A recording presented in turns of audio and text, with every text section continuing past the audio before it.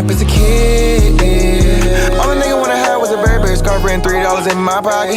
Instead I got beat with a switch, but I don't give a fuck, but it's on my body. Scars all up on me, but I run around from. What is up, everybody? It's JT Sports Match, you guys, with another video. In this video, I'm here with my Tampa Bay Buccaneers 2020 halfback preview. Going to be previewing the current halfbacks on the Buccaneers roster. Before I get into it, make sure that you guys hit that like button and subscribe to the channel because I upload NFL videos and college football videos daily. So the Tampa Bay Buccaneers halfback situation is really confusing because I always think that Ronald Jones is going to be the franchise back and the halfback of the future for Tampa Bay.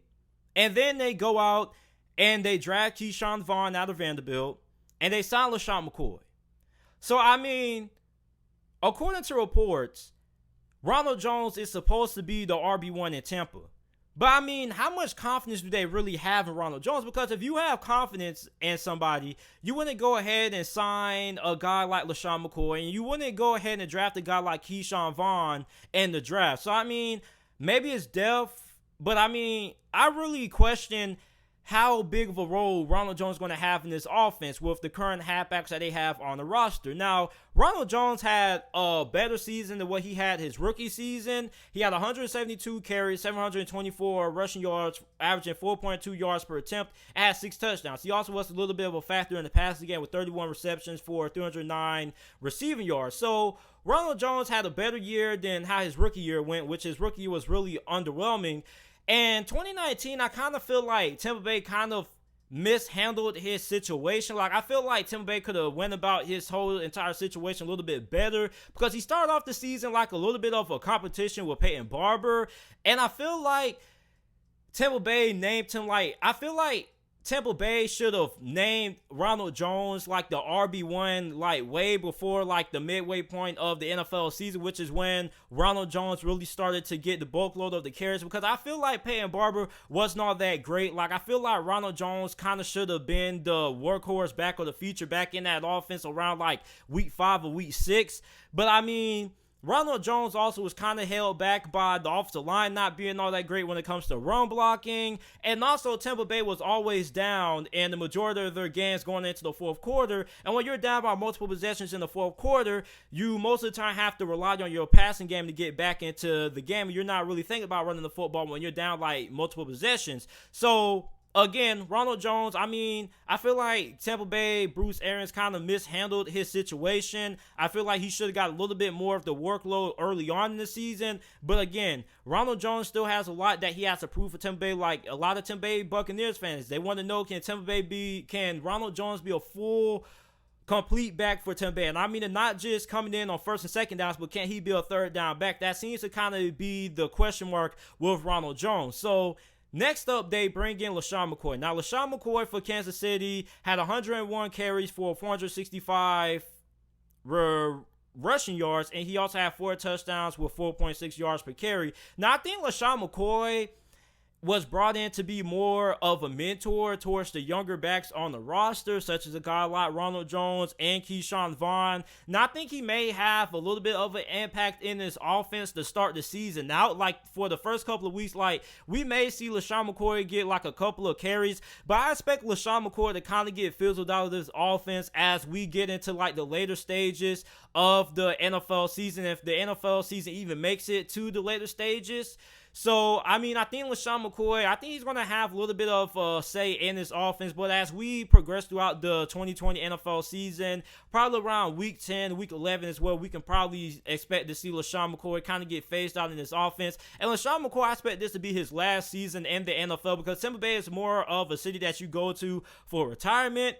And, I mean, Lashawn Mccoy pretty much has nothing left to prove. I mean, he's won a Super Bowl. He's a 2-time All-Pro. He's made it to several Pro Bowl appearances. He has over 10,000 rushing yards. So, I mean, Lashawn Mccoy has proven everything that he has to prove. He should be a first ballot Hall of Famer. So, I mean, I think this is pretty much going to be his last year. I think the Buccaneers brought him in to be a mentor towards the younger backs on the roster, like Ronald Jones and Keyshawn Vaughn. Speaking of Keyshawn Vaughn, that's the next guy that we have to talk about. Now, Keyshawn Vaughn was drafted in round 3 of this past year's NFL draft out of Vanderbilt. Now, I believe that he started out on the COVID-19 list, or he was. I think he's off that list now. And when you look at Keyshawn Vaughn, I think he is going to be more of a short yardage back in short yardage situations for Tampa Bay because he's more of a power back than what Ronald Jones is. When you go back and you watch his tape at Vanderbilt, like he was explosive when it comes to, you know, running people over. Like he just has the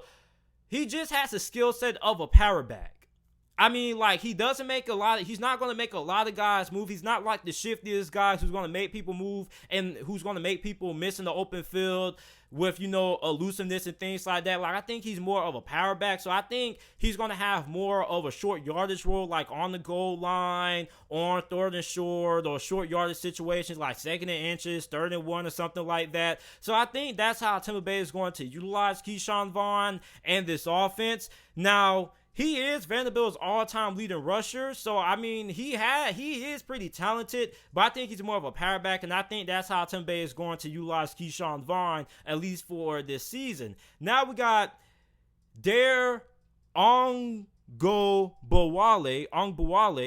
I think I pronounced that right. So Bawale is more of a third down back for Tampa Bay. Like most of his attempts, so most of his touches came on third downs for Tampa Bay or in passing situations. So last year he had 35 receptions for 286 receiving yards and was averaging 8.2 yards per reception.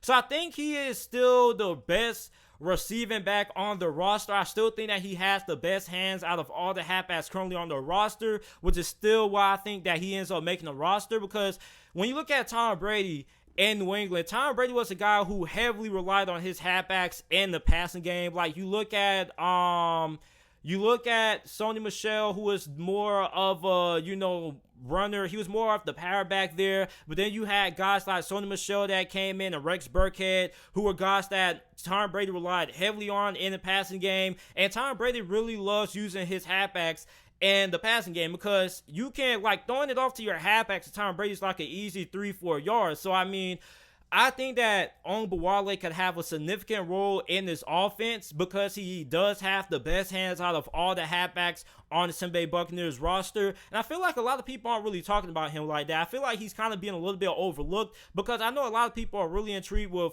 Ronald Jones and Keyshawn Vaughn. You bring in Lashawn Mccoy, but I mean, Bawale still has the best hands and is still the best receiving back coming out of the backfield for Tampa Bay. So I mean, when you look at Tom Brady and how, you know, he's utilized his halfbacks in the past with your Rex Burkheads and your James Whites of the world, I think you have to kind of, you know, utilize Bawale in some passing situations, since he is their best option in the passing game out of all their halfbacks. So I still think that he is going to have a little bit of an impact in this offense. Not a huge impact, like, you know, per se, like guys like Ronald Jones or Keyshawn Vaughn, Lashawn Mccoy. I don't really think he's going to be that big of a focal point. But I do believe that he will have a little bit of a role in terms of passing situations. We may see a little bit more of him than we may see the other backs like McCoy, Jones, and Vaughn. Now we got TJ Logan. Now TJ Logan is more of a returner. He's more of a specialist, like a punt returner, kick returner. He returned kicks last year for Tampa Bay. Now, will he make the roster?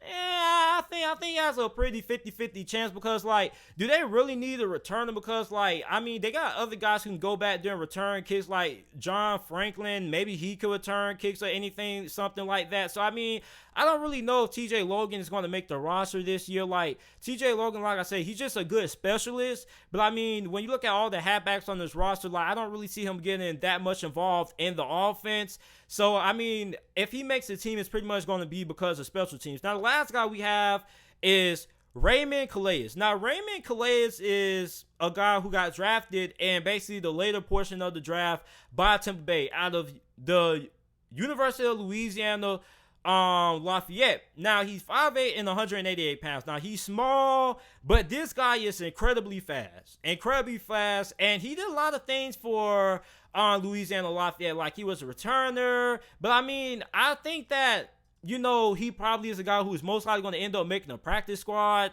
or he probably could be on the tail end of the roster. Maybe he's a guy who contributes on special teams and things like that. Now, he averaged 7.6 yards per carry in college, so that's something that you shouldn't overlook. But I think he's going to be more of a guy who may make the practice squad. And if not in the practice squad, he's going to be in for like a returner role. He'll probably end up battling out TJ Logan to decide who ends up being a kick returner and punt returner and who ends up making the roster that way. So, I mean, Raymond Coleas, like, I'm not saying that, you know, he's a scrub or anything like that. I'm just saying, like, I'm not really expecting him to, you know, have a big role in the offense and things like that when you look at the halfbacks that are ahead of him. So, I expect him to be more of a guy who makes his spot on the roster due to special teams, or he is a guy who most likely could be on the practice squad. So, this is it for my Tampa Bay Buccaneers 2020 halfback preview. Let me know what you guys think about it down in the comment section down below. Make sure that you guys go ahead, like the video, and subscribe to the channel for more NFL videos and content. And thanks for watching.